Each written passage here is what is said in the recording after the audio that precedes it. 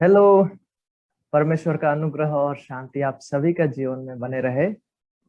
तो जैसे कि मैंने पिछले बार कहा था, हम यहूदा के जो पत्री है उसको अध्ययन करने जा रहे हैं। और जिस मेथड का हम उपयोग करने जा रहे हैं वो वही रहेगा जिसे हम फ्रेजिंग या डायग्रामिंग भी कह सकते हैं।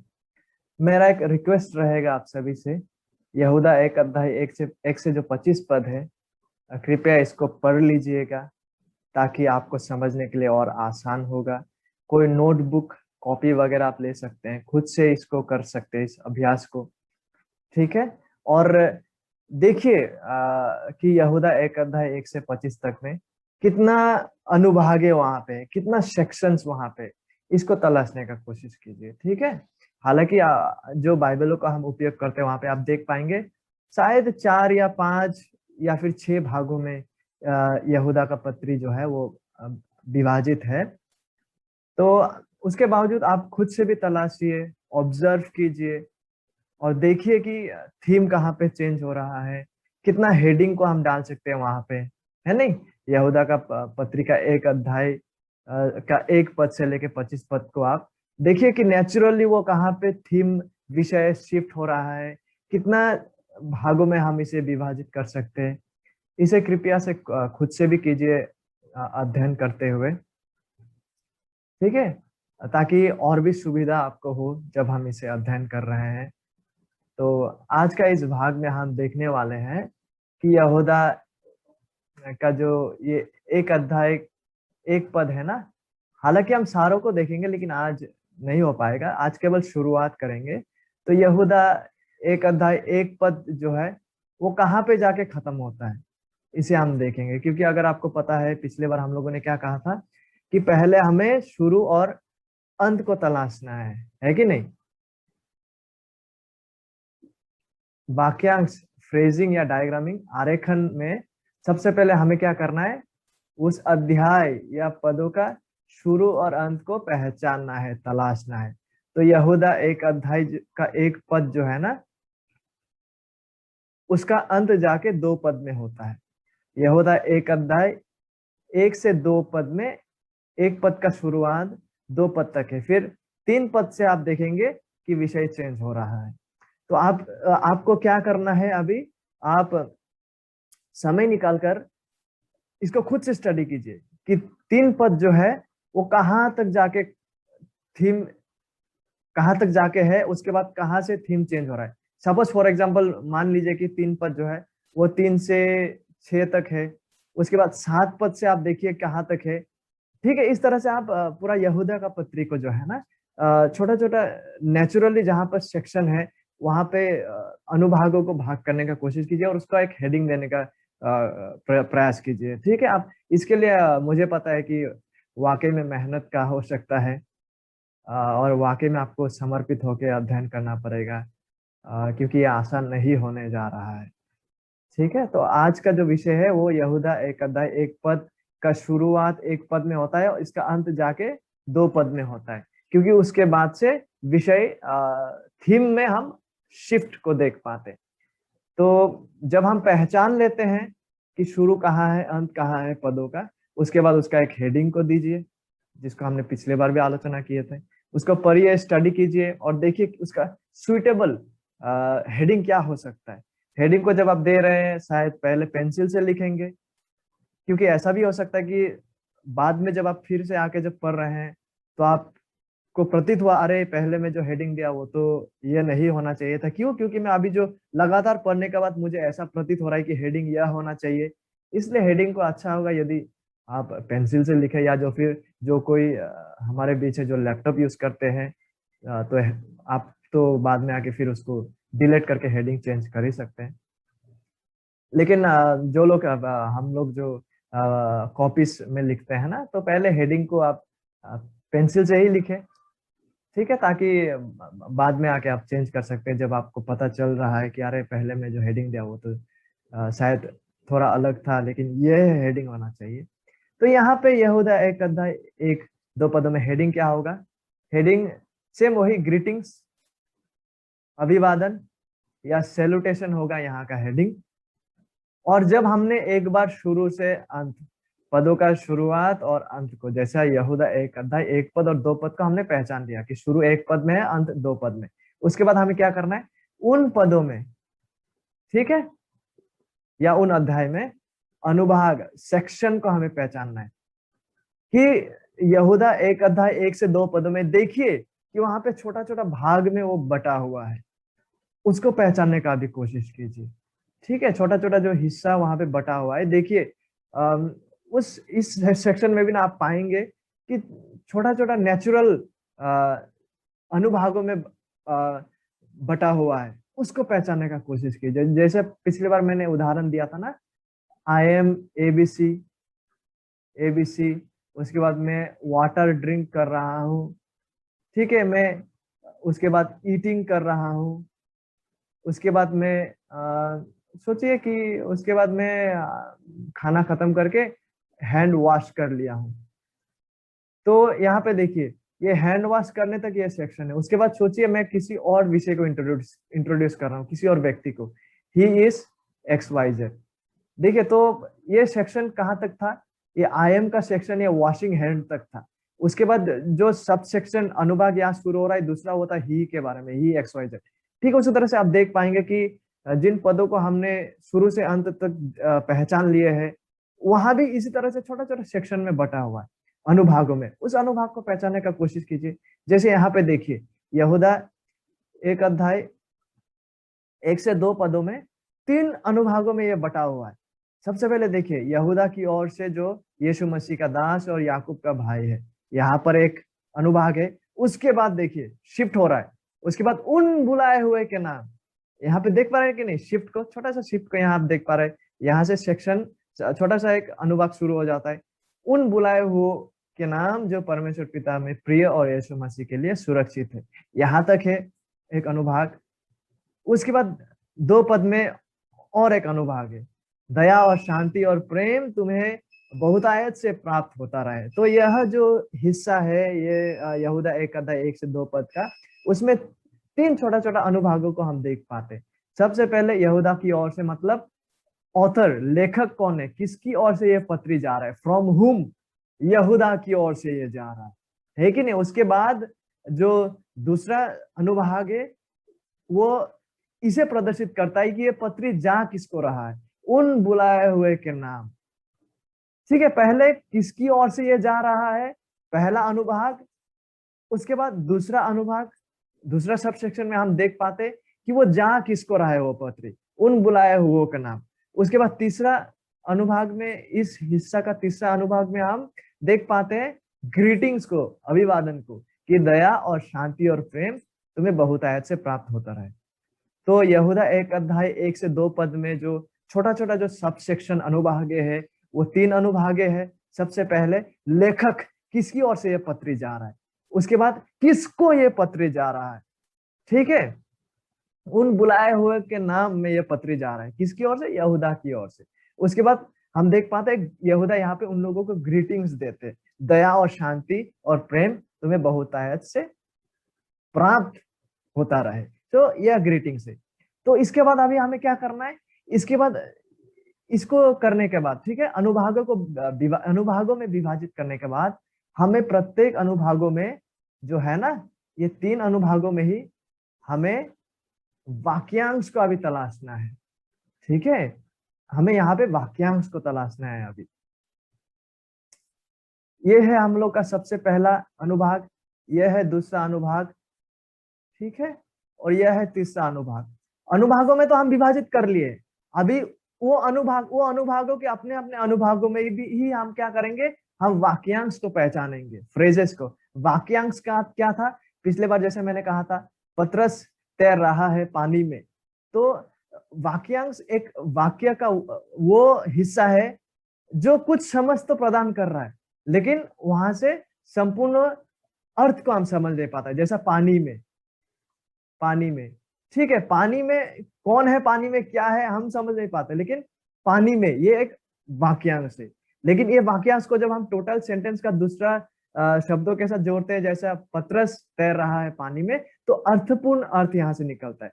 लेकिन ऐसे ही वाक्यांश खुद से संपूर्ण या परिपूर्ण अर्थ को प्रदान नहीं करता। यह है वाक्यांश। तो इसी रीति से हमको अभी इन अनुभागों में, जिस यहूदा 1 अध्याय 1 से 2 पदों को हमने 3 अनुभागों में विभाजित किया है नहीं, लेखक, उसके बाद जिसको ये पत्री जा रहा है, फिर अभिवादन। तो अभी हमको इस 3 अनुभागों में ही अपने अपने अनुभागों में हमें वाक्यांश को तलाशना है, फ्रेजेस को तलाशना है, कहाँ पे नेचुरली ये फ्रेजेस उपलब्ध है। जैसे देखिए पहला अनुभागों में हम देखते हैं यहूदा की ओर से, यह है पहला फ्रेज, जो यीशु मसीह का दास और याकूब का भाई है। तो यहाँ पे 3 वाक्यांश हमको देखने को मिल रहा है, ठीक है। अनुभाग तो 3 हमने बांट लिया। तो पहला अनुभाग में कितना वाक्यांश को हम पाते हैं? यहूदा की ओर से सबसे पहला वाक्यांश, जो यीशु मसीह का दास, ये दूसरा वाक्यांश, और याकूब का भाई, ये है तीसरा वाक्यांश। अभी दूसरा अनुभाग में कितना वाक्यांश है? आइए तलाशते हैं उन। ये पहला वाक्यांश। देखिए वाक्यांश वो है जो संपूर्ण अर्थ को प्रदान नहीं करता है, कुछ वहां से अर्थ निकलता है लेकिन संपूर्ण अर्थ को प्रदान नहीं करता है एक वाक्य में, ठीक है, वो है वाक्यांश। जैसे पतरस तैर रहा है पानी में, तो ऐसे ही वाक्यांशों को हमें तलाशना है। तो यहाँ पे दूसरा अनुभाग जो है उस पे सबसे पहला वाक्यांश क्या है? उन बुलाए हुए के नाम, ये दूसरा वाक्यांश है, जो परमेश्वर पिता में प्रिय, और ये तीसरा वाक्यांश है। और चौथा ये है, यीशु मसीह के लिए सुरक्षित है, ये चौथा वाक्यांश है। ठीक उसी तरह से तीसरा जो सेक्शन है, ये जो यहाँ से शुरू होता है, ये तीसरा सेक्शन का 2 यहाँ से वाक्यांश निकलता है। एक है दया और शांति और प्रेम, ये पहला वाक्यांश, और दूसरा वाक्यांश तुम्हें बहुतायत से प्राप्त होता रहे, ये दूसरा वाक्यांश। तो वाक्यांश को तलाशना, फ्रेजेस को तलाशना बहुत महत्वपूर्ण बन जाता है, ठीक है। क्यों महत्वपूर्ण बन जाता है? क्योंकि जितना बेहतरीन तरीके से आप नेचुरल, जहाँ पे नेचुरल वाक्यांश विभाजित है ना, उसको जितना अच्छे से आप पहचानेंगे ना, उतना बेहतर तरीके से आपको समझने में और वहां का महत्व को आप समझ पाएंगे, वर्ड का, सेंटेंसेस का, फिर उसको दूसरों को समझाने के लिए भी, चाहे वो संडे स्कूल में हो, कलीसिया में हो, आपको बहुत सुविधा होगा।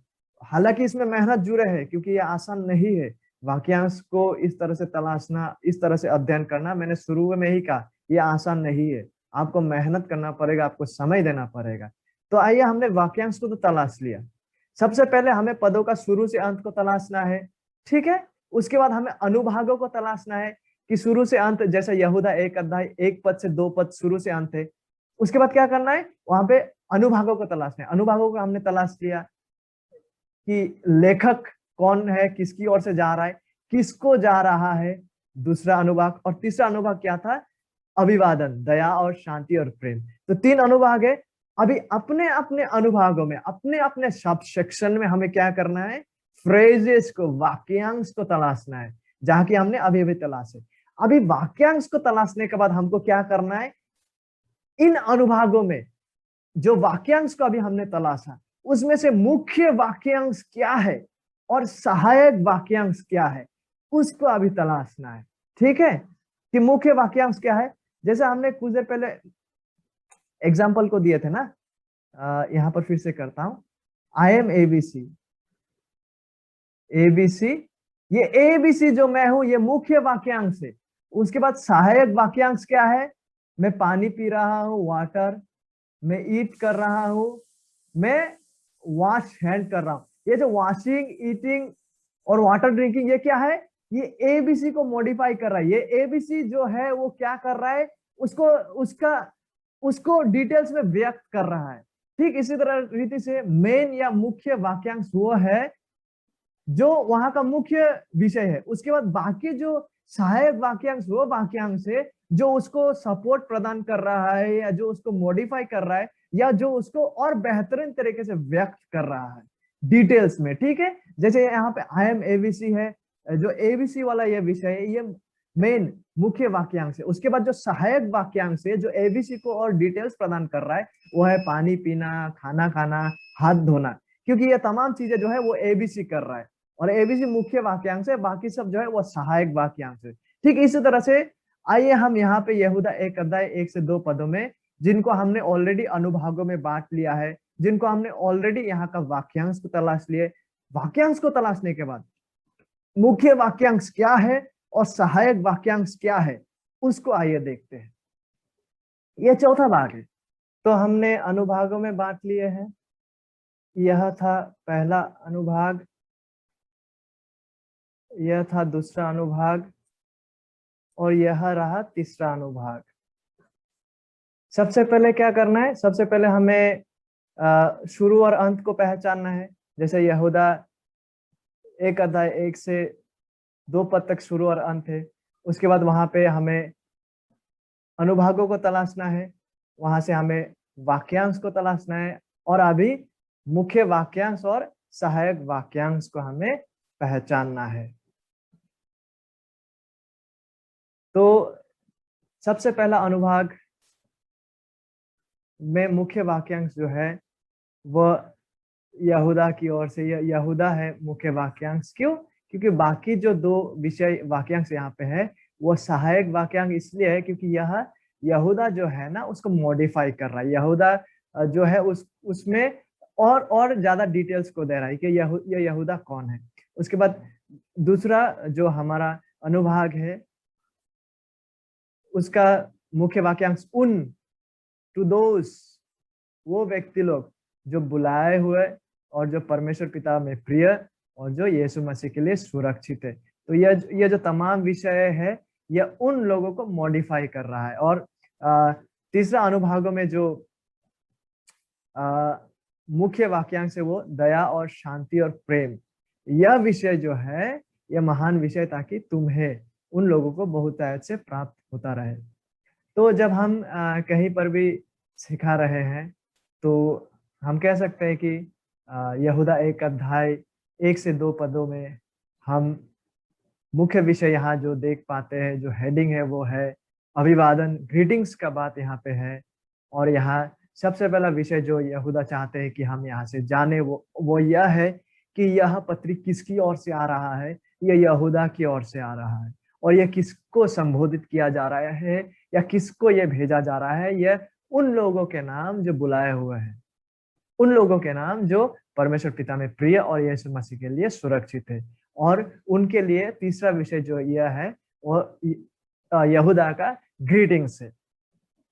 और यहाँ से अगर हम पहला अनुभाग को जब व्यक्त कर रहे हैं, रख रहे हैं, तो हम कुछ व्याख्या वहां कर सकते हैं और कुछ एप्लीकेशन का विषय भी हम रख सकते हैं।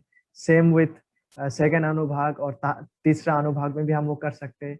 जैसा हम कह सकते हैं कि यहूदा की ओर से ये पत्री आ रहा है। और यहूदा कौन है? यहाँ पे हमसे कह रहा है यहूदा जो यीशु मसीह का दास।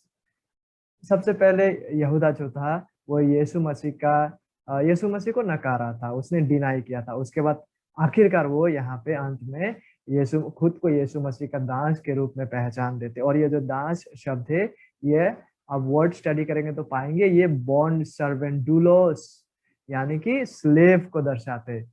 जैसे आज का जमाने में हम पैसा देते, लोग हमारे घरों में है ना काम करते हैं, ये उस प्रकार के नहीं है। ये वो है, ये जो दास शब्द है यहाँ पे स्लेव, बॉन्ड सर्वेंट, वो व्यक्ति लोग हैं जिसको खरीदा गया है और वो संपूर्ण रीति से उसका मालिक का है। उसका मालिक का जो इच्छा है वो वही करता है और संपूर्ण रीति से मालिक का आज्ञा के अनुसार चलता है। ठीक है। और ये ऐसा नहीं है जो अपने काम के बदौलत पेमेंट को ले रहा है, सैलरी को ले रहा है। नहीं, ये जो बॉन्ड सर्वेंट है ये संपूर्ण रीति से अपने मालिक का है क्योंकि मालिक ने उसको खरीदा है। So that's what it means to be bond servant, डूलोस, स्लेव। तो इस रीति का व्यक्ति जो थे वो यहूदा थे, यीशु मसीह का डूलोस, यीशु मसीह का दास। और ना ही केवल ये प्रभु यीशु मसीह का दास थे बल्कि यह जो था यहूदा वो याकूब का भी भाई था। हालांकि यह यीशु मसीह का भी शारीरिक भाई थे, लेकिन उन्होंने अपना पहचान को ऐसे बॉन्ड सर्वेंट, ऐसे दास उसने यहाँ पे दिया। और यह याकूब कौन थे? याकूब उस समय जेरूशलेम जो कलीसिया थे वहां के एक मुख्य सेवक थे, उनका यह भाई है। और यह पत्री किनको जा रहा है? उन लोगों को जा रहा है, टू दोस जो बुलाए हुए के नाम। और यहाँ जो बुलाए हुए विषय, इसको आप थोड़ा एक्सप्लेन भी कर सकते हैं। ये वो लोग थे जो बुलाए हुए थे। और यहाँ पे बुलाए हुए केवल साधारण तौर से बुलाए गए का बात नहीं है। जैसे कि हम पाते हैं ना जब गॉस्पेल्स को पढ़ते हैं, सुसमाचार को, बुलाए गए तो बहुत, चुने हुए कम है। तो ये शब्द जो है वो बुलाए हुए शब्द और ये शब्द एक शब्द में है। लेकिन जब पत्रियों में जब आप बुलाए हुए शब्द को पाते हैं पौलुस के पत्री में, यहाँ पे ये उस बुलाहट को दर्शाते हैं जिस बुलाहट के द्वारा परमेश्वर एक इंसान का जीवन में नया जन्म को प्रदान करते हैं। जैसा फॉर एग्जाम्पल शारीरिक रूप से जब लाजर कब्रस्थ था, वो खुद के सामर्थ्य से वहां से जी उठने का सक्षम नहीं था, वो आ ही नहीं सकता है। उससे अगर कोई अगर बोलता लाजर भाई चलो आ जाओ खाना खाते हैं, लाजर भाई चलो वहां घूमने चलते, वो कोई प्रतिक्रिया ज्ञात ही नहीं कर सकता जब तक ना वो जीवन को पाए। और जब प्रभु यीशु मसीह वहां पहुंचते हैं और कहते हैं कि लाजर कम फोर्थ, लाजर को पुकारते हैं बाहर आने के लिए, तो ये प्रभावशाली बुलाहट लाजर का जीवन में जाके वहां पे जो मुर्दा लाजर था शारीरिक रूप से उसमें जीवन को प्रदान करता है, तब जाके लाजर बाहर आते हैं। ठीक उसी तरह से आत्मिक रूप से जब परमेश्वर एक इंसान का जीवन में जब सच्चा सुसमाचार को प्रचार किया जाता है, प्रचारक लोग प्रचार करते हैं ना, इवांजलिस्ट लोग, प्रचारक लोग, पासवान लोग सच्चा सुसमाचार को प्रचार करते हैं। तो सच्चा सुसमाचार को जब प्रचार किया जाता है सही रीति से, उसी प्रचार में जब वो प्रचारक बुलाते हैं मन फिराओ यीशु पे विश्वास करो, इसी बुलाहट पे ना परमेश्वर का प्रभावशाली बुलाहट भी रहता है। और परमेश्वर का प्रभावशाली बुलाहट उनका वचनों के द्वारा जिस इंसान का जीवन में वहां प्रवेश करता है, वह इंसान वास्तविक रीति से नया जन्म को पाते। और यही है वो बुलाहट, जिस बुलाहट का बात को यहाँ पे यहूदा रखते हैं, वो प्रभावशाली बुलाहट जो वाकई में उस इंसान का जीवन में नया जन्म को उत्पन्न करता है, जो वाकई में उस इंसान का जीवन में आत्मिक जीवन को प्रदान करता है। यह है प्रभावशाली बुलाहट। वो प्रचारक तो सबको बुला रहा है कि मन फिरा विश्वास करो, लेकिन उनमें से जिन किसी का जीवन में भी परमेश्वर का प्रभावशाली बुलाहट पहुंचता है, जो वाकई में परमेश्वर के प्रिय है, जो वाकई में जिसको कहते हैं ना कि परमेश्वर ने चुन के रखे हैं, ठीक है, उनके नियुक्त समय जब आते हैं तो इस तरह का वचन प्रचार के द्वारा परमेश्वर का प्रभावशाली बुलाहट उस इंसान का जीवन में पहुंचते हैं। और वो इंसान जो है ना आत्मिक रीति से वो पाप में मरे हुए हालत में से प्रभु यीशु मसीह का साथ जिलाए जाते हैं। तो यही बुलाए शब्द का यहाँ यूज किया जा रहा है। वो बुलाहट, जिस बुलाहट के द्वारा परमेश्वर एक इंसान को नया जीवन को प्रदान करता है। ये इंसान लोग वैसे बुलाए हुए इंसान थे और जो परमेश्वर पिता में प्रिय भी ये लोग थे। और ये इसलिए प्रिय नहीं थे कि इन लोगों ने उस प्रेम को कमाया है। नो, देखिए सृष्टि से पूर्व ही परमेश्वर ने उन लोगों को जान लिया, इन लोगों को चुने हुए लोग कहते, ठीक है, जिन लोगों के ऊपर ऑलरेडी परमेश्वर ने अपना प्रेम को व्यक्त कर लिया था। और ये जो प्रेम को व्यक्त करना, ये जो चुनना, ये कोई शर्त को रखते हुए परमेश्वर ने नहीं चुना कि वो इंसान, कौन इंसान अच्छा करने जा रहा है, कौन इंसान खराब करने जा रहा है, कौन इंसान खुद के बलबूते पे यीशु के पास आने वाला है, विश्वास करने वाला है। इन चीजों को देखते हुए नहीं, क्योंकि कोई इंसान तो खुद से यीशु के पास आकर विश्वास कर ही नहीं सकता है। और हर किसी का भला काम जो है परमेश्वर का दृष्टि में मैला कपड़ा का जैसा है। तो इसीलिए ये बुलाहट और ये चुनाव और ये जो प्रेम को परमेश्वर व्यक्त करते हैं ना, इसलिए नहीं कि वो इंसान उसका हकदार है, कोई शर्त को रखते हुए नहीं, लेकिन परमेश्वर अपने ही योजना, अपने ही परिकल्पना के अनुसार, वह स्वयं, परमेश्वर स्वयं ही है वो कारक, ठीक है, वो जिसके वजह से वो एक सृष्टि से पूर्व ही ऐसा इंसान लोग रहे जिसको चुने हुए लोग कहते हैं, जिनको मेमना कहते हैं, जिनके ऊपर परमेश्वर ने अपना प्रेम को व्यक्त कर लिए। और समय में प्रभु यीशु मसीह और परमेश्वर उस इंसान को ये प्रभावशाली बुलाहट के द्वारा बुलाते हैं, जो सुसमाचार प्रचार के द्वारा होते हैं, वचन का सच्चा प्रचार के द्वारा होते हैं। तो वो इंसान नया जन्म को पाते हैं और आत्मिक जीवन को पाते हैं और उद्धार को पाते हैं, ठीक है। तो ये लोग जो थे जिसको ये पत्र लिखा गया था, ये वैसा लोग थे जिनको परमेश्वर ने पहले से जान लिया था, जो परमेश्वर के प्रिय है। इसलिए नहीं कि वो लोग इस प्रेम को पाने का हकदार थे, नहीं, लेकिन शर्तहीन रीति से परमेश्वर ने चुना और उन्हें बुलाया और उन्हें नया जन्म को दिया। और ना ही केवल ये लोग इस रीति से उद्धार को पाए, लेकिन यहाँ पे यहूदा ये भी कहता है कि यीशु मसीह के लिए सुरक्षित है। इन लोगों का उद्धार जो है ना वो सुरक्षित है। इन ये लोग कभी भी अपना उद्धार को खोएगा नहीं, ठीक है। ना ही केवल उन लोगों को उद्धार को दिया जा रहा है, बल्कि इन लोगों को उद्धार को संरक्षण किया कर रहा है। इसलिए जीवन का अंत तक ये इंसान लोग जो है ना प्रभु यीशु मसीह में विश्वास में ये लोग बने रहेगा। क्यों? क्योंकि परमेश्वर ने इन लोगों को यीशु मसीह के लिए संरक्षण करके रखा है। ये लोग परसिवियर करेंगे क्योंकि इन लोगों को पहले ऑलरेडी प्रिजर्व करके रखे हैं, ठीक है। शारीरिक रूप से नहीं, लेकिन इनका उद्धार को, इनका आत्मिक स्थिति को। शारीरिक रूप से शायद ये बदतर से बदतर सिचुएशन में पहुंच सकते हैं, लेकिन ये लोग कभी भी अपना उद्धार को खोएगा नहीं, ये लोग कभी भी अपना अनंत जीवन को खोएगा नहीं। ये लोग जीवन का अंत तक, चाहे वो अंत शारीरिक रूप से बहुत बदतर हो क्यों ना, लेकिन जीवन का अंत तक जितना भी कठिन परिस्थिति आए क्यों ना, ये लोग परमेश्वर, क्योंकि इन लोगों का उद्धार को संरक्षण करके रखा है, इनका अनंत जीवन को सुरक्षित करके रखा है, इसलिए ये कभी भी अपना उद्धार को खोएंगे नहीं। तो जिस लोगों को ये पत्र लिखा जा रहा था, ये वैसे ही लोग थे। ठीक है, तो यहाँ पे व्यक्तिगत जीवन में प्रयोग का विषय यह है कि क्या हम वाकई में वैसा लोग हैं जिसका जीवन में सच में हमने नया जन्म का कार्य को अनुभव किया? क्या हम वाकई में वैसा लोग हैं जो आज जीवन में नया जन्म का फल को उत्पादन कर रहे हैं, कि वाकई में हमारा जीवनों में हम इस परमेश्वर का इस महान कार्य का फल को देख पा रहे हैं? क्या हम पाप से घृणा करने में और पवित्रता में और प्रभु यीशु मसीह को प्रेम करने में, प्रभु यीशु मसीह का उद्देश्य में अपने आप को देने में, प्रभु यीशु मसीह का सेवा में खुद को दे रहे हैं? कि हम दैनंदिन जीवन में धार्मिकता और पवित्रता में बढ़ते जा रहे हैं? यदि हमारे जीवन में वाकई में परमेश्वर ने इस बुलाहट के द्वारा हमें बुलाया है, तो हम वाकई में जिएंगे। लाजर को जब बुलाया गया, लाजर वहां से उठ के आया। तो और जब ये जीवन हमें दिया जाता है, तो इस जीवन का फल को हम अपने जीवनों में देख पाते हैं। इस जीवन का जो फल है, उसको पवित्र आत्मा वचनों के द्वारा गवाह देते हैं हमारे जीवन में। क्या हम वैसे इंसान हैं जो वाकई में नया जन्म के द्वारा इन महान विषय को उपलब्ध करने के द्वारा इसका फल को अपने जीवन में ला रहे हैं, कि इसका फल का वो चिन्ह और गुण हमारे जीवन में दिखाई देते हैं? और यहाँ पे तीसरा विषय जो था वो अभिवादन का है, जहाँ पे यहूदा कहते हैं कि दया और शांति और प्रेम, जहाँ पे परमेश्वर का अनुग्रह है, वहाँ वास्तविक रीति से जहाँ पे प्रभु यीशु परमेश्वर का विशेष अनुग्रह है ना, वहाँ पे उसका दया और शांति और प्रेम भी मौजूद है। देखिए, ये महान विषयों को वो ग्रीट कर रहा है, अभिवादन के रूप में वो रख रहा है यहाँ पे, कि ये तमाम महान विषय जो है वो बहुतायत से इन लोगों को प्राप्त होता रहे। तो यहाँ से आप दया और शांति और प्रेम को एक्सप्लेन कर सकते हैं कि दया क्या है, शांति क्या है, प्रेम क्या है, और बहुतायत से प्राप्त होने का विषय। और यहाँ से व्यक्तिगत जीवन में प्रयोग करने का विषय यह है हम सभी के लिए, क्या वाकई में आप और हम अपने विश्वासी भाई बहनों के लिए यही चीज का अपेक्षा रखते हैं? क्या यही चीज को हम विश करते हैं?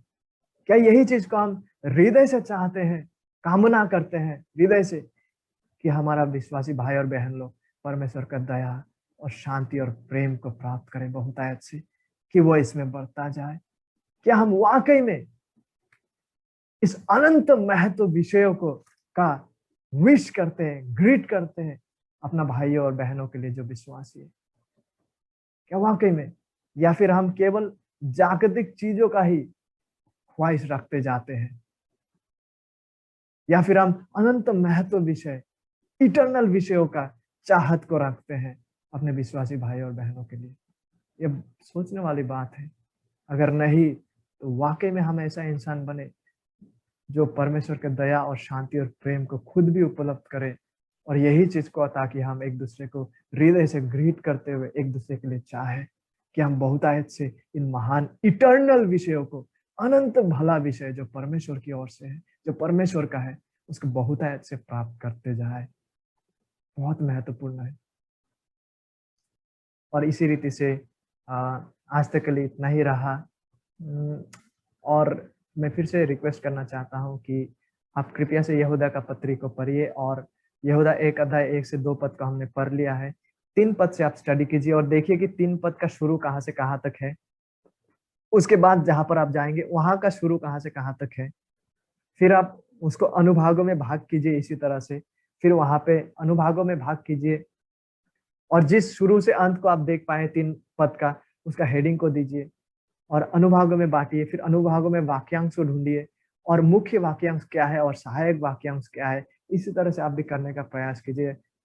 और ये सच है कि ये मेहनत भरा काम है, ये आसान नहीं है, और प्रभु हम सबों को इसमें सहायता करें, क्योंकि कितना महत्वपूर्ण है। क्या हम देख पा रहे हैं किस रीति से हम विषयों को, हर लाइन को समझ पा रहे हैं जब हम इस रीति से स्टडी करते हैं कि मुख्य वाक्यांश क्या है और सहायक वाक्यांश के साथ हम उस विषयों को समझ पा रहे हैं।